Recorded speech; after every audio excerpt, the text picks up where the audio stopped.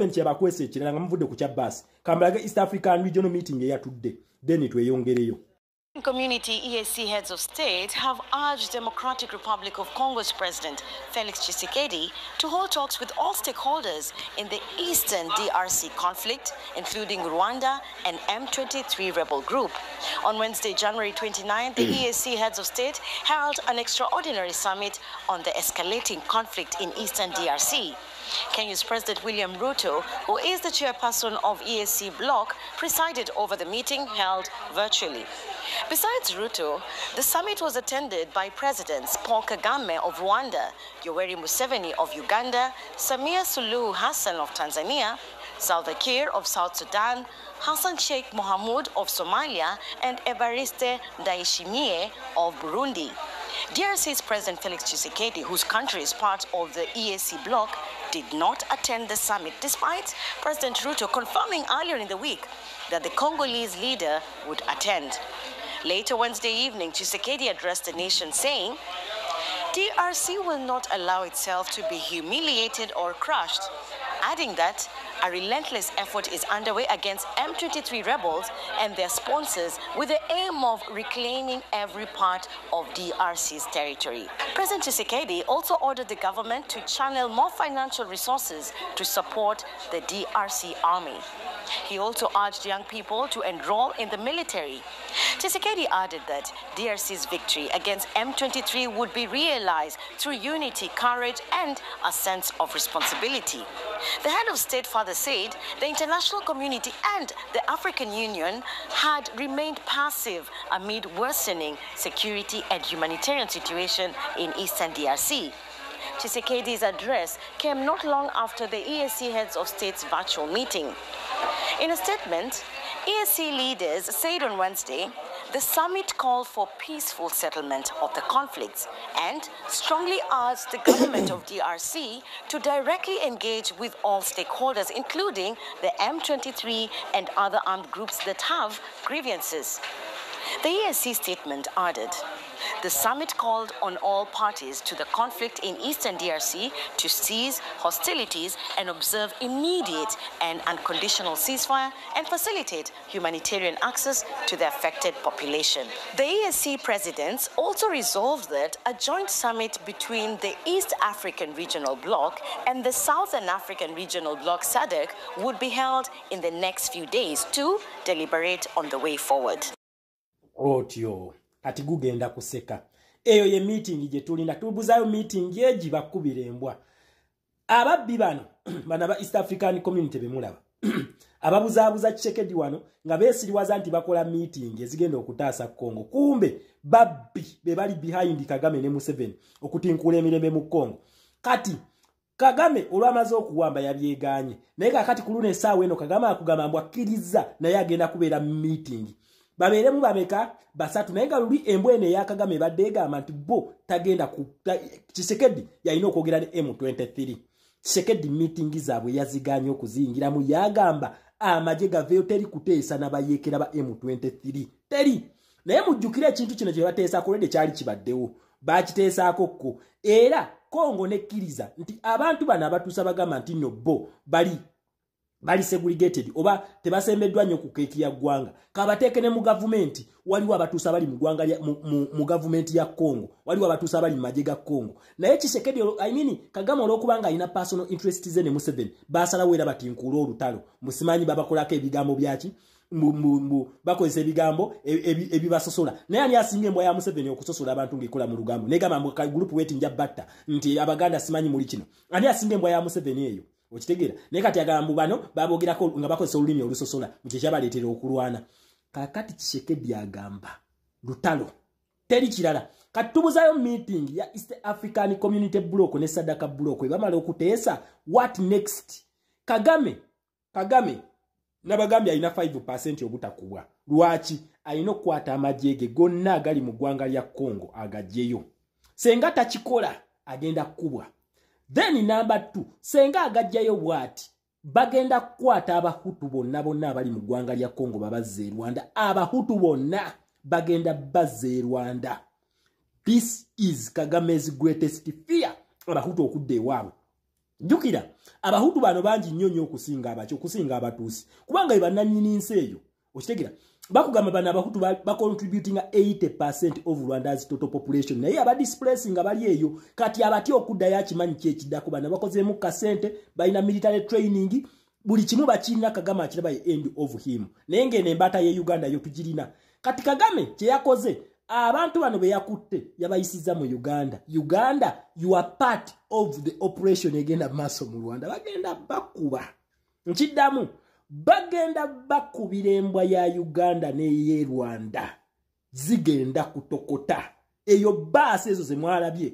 Kagame yabiyingiza mu Uganda ezo basi mbu zabadde zizalwa machineries ne machineries yi a training ira kutta oba kuttibwa ejo e training ya machinery ne bano bebogerako tebalwanye na kulwana kwa abadde ne mission ya kulabisa musajja ono naye tebalwanye na kulwanya batadde wansi ebyo okulwanyisa Kagame n'abatwalira na approving ati M23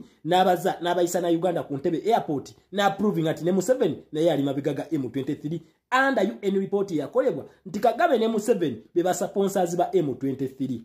bwembeera ku holiday bisingambire kane bimpitako naye kano kabadde kansiiwa nga sisobola kaleka tofuuka kitundu ku kusiriwaza abantu kubanga ndaba abantu batandise okuwoza basuddiisa Supreme Court mukoti ensukulumo the historical judgment ya nini essaawa eno twandibadde tusuddiisa ba political prisoners nga tugamba nti mwe muli bakabi nnyo you have defeated Museveni in a not twandibadde tusuddiisa family z'abantu baneena abasibe for their resilience fenna tukimanyi bulungi mbadde nga nkyogera every day ng'era naffe tukiraba nti Museveni is fighting so hard okwejjako ba political prisoners bonna beyafunza yabafunza n'abafunza bano abalala balemerako natunulira maama wa Machete ng'agamba Machete nti mwana wange nkwagala nnyo naye tokkiriza emisango gy'otazza the humble Machete ne banne bagana okukkiriza ne bagamba nti ffe tetujja kunegotiatinga ku ddembe lyaffe ate tetujja kukkiriza misango gye tutazza ne balemerayo until today bafunziza omusajja Museveni ne bamufukamiza paka ku ttaka n'akozesa avenues zonna okukkirizisa abaana ne bagaana ko ye kati abaana bano baba balemye okuteeseka nabo n'afuna abayiiya naaje nti tunoonye engeri gye tujja abaana bano mu kkomera mu ngeri etatulabisa etatuyumiriyetinga kati ne baagala bakiyise mu mateeka mu bakibasiigire babatonoza eri nammwe mujaganya muga nti mulaba history has been made history kuki bano bawinyi ddolo n'abalabye ejjo nga bataputa amateeka ne ŋŋamba for the last 4 years nga baana abo bali mu makomera babadde agamateeka tebagamanyi agamateeka obwedda ge bataputa jjo gafulumye ejjo ku myaka gyabwe nti babadde tebagamanyi babasiriwaza babatonoza walala nammwe ne mulobera eyo agamateeka obwedda ge bataputa jjo gazze ejjo nti bulijjo tebagamanyi omuntu bwe baba bayisa olugaayo awali omulimu gwo ofaayo kyogamba amateeka ago oba judiciary ng'ebadde eyisibwamu olugaayo lwaki babadde nga tebateekawo mbeera nti tetujja kukkiriza kuyisa mu ttabi lyaffe lyetuliko eddamuzi kuliyisaamu olugaayo abo bowini ddolo waliwo kye bakola nga Museveni takimanyiiko buli kye bakola kyonna bamala kukiteesaako kati gwolowooze mbu bano bowini ddolo nti Museveni bamuyise emabega bamuliddemu olukwe mbu batandise kukolera abantu oyo gasiya eyo nkola bagikozesezza kwagala kwetikula baana era bino mbibagambira wano mbibagamba ennaku z'omwezi nga lumu February 2025 nti abaana abo bagenda kufuluma nga civilian court yebatadde nga either ebintu binene kwe babateeredde nga babata nga bagamba nti omusango bagugobye oba nga babateeredde ku bail anoonya kubeetikkula kati mwe bino byebabasiriwaza mwe mulowooze mbu Owini Dollo yatandise okukolera abantu kuki zino zonna nteekateeka za Museveni kwagala kwejjako baana abo mu ngeri etamulabisa etamuswaza kuba yogedde nabo abaana bagaanyi ate abakooyeeyo abaana bamufuukidde abaana we should be celebrating those people and their families sikudda wano kusuddiisa Supreme Court oba okusuddiisa Supreme Court gasiya era yenna akikola mukwano tokikola tocontributing nga kukusiriwaza abantu We should be celebrating the families of the political prisoners and the political prisoners for their resilience. Sigino mizina ja Supreme Court. Beri wali erina amagandula gaabwe balaga bataputa amateeka emyaka ena abaana abo nga bali mukomera babadde abo tebagamanyi. Temukkiriza kutusiriwaza. Laba oluyombo lwa tokotoko temugeza ne mugwa mu katego k'abano ba drama king kati beefula mu beeyombya olwo tugambe nti Museveni kati kooti zaamwawukanyeko. Omanyi engeri abantu gye twakuwamu Museveni buli lwe tulaba omuntu yenna ng'akoze ekintu ekiri against ye tutera okugalangatana ne tudda ku side y'omuntu oyo ne tubeera in support of that person tugaa kyakoze kati tubeerawo nga tukuba olube nti abalamuzi bamaze ne baawukana ku Museveni Museveni naye ali eri yekyanga bukeere ku makya akubise ebinyonyi bibiri n'ejjinja limu bukeere ku makya abasibe nga babatadde kyetwagala naye ng'alaga nti babatadde ye tabikkiriza alage nti kooti zikola jjukira ekibadde kitambula kyaga nti kooti za mwami Museveni kati wano bukeere ku makya nga kooti zamwawukanyeko ffenna tubeerawo nga tujaganya kooti zamusenze z'amaanyi ku luno kooti zaalaze amaanyi naye nga ya mugezi saawe n'abazingirira ku muguwale yinga longo tamu strategy okujjawo ekyo ekimugambibwa nti kooti zize yaziragira kati bukeere ku makya nga balina bye baagala okuvuga bikeere ku makya nga birina kuyitirawo mu kooti erulinge in his favor then mwecyange kyange mumale okwecyanga babagambe when these courts rule in your favor, that's a fair judgment. When they rule against you, orozifuse za Museveni nga yaba disarming adda. Temugezaako kuyimirira ku nkondo, jagezaako kuzingirira ku muguwa, ajja kubazingiriramu. Abeere nga akubye ebinyonyi bibiri n'ejjinja limu. Abasiba abatadde kyabadde fighting ennyo okulaba abaana bano nga abajjayo. Akisiige nti kooti zaabata nga takkiriza naye engeri gyali omugoberezi w'amateeka yakkiriza akeere ku makyanga alina byayisaawo biyitewo kooti ebiyiseewo baba bamaze obadisarminga kino kyemugamba nti simanyi kooti za mwami Museveni kuba olwo baba bajja babuuza ekibuuzo kiri munaakyanukula mutya bw'olaba oponenti wo ng'asambaza ku ggoolo ye tolowooza nti agenda kukola ki nti agenda kuteeba mu ggoolo ye is luring you into a trap. Gwe olabanga owini ddolo omulabanga akola byakola nti biri against Museveni tojaganya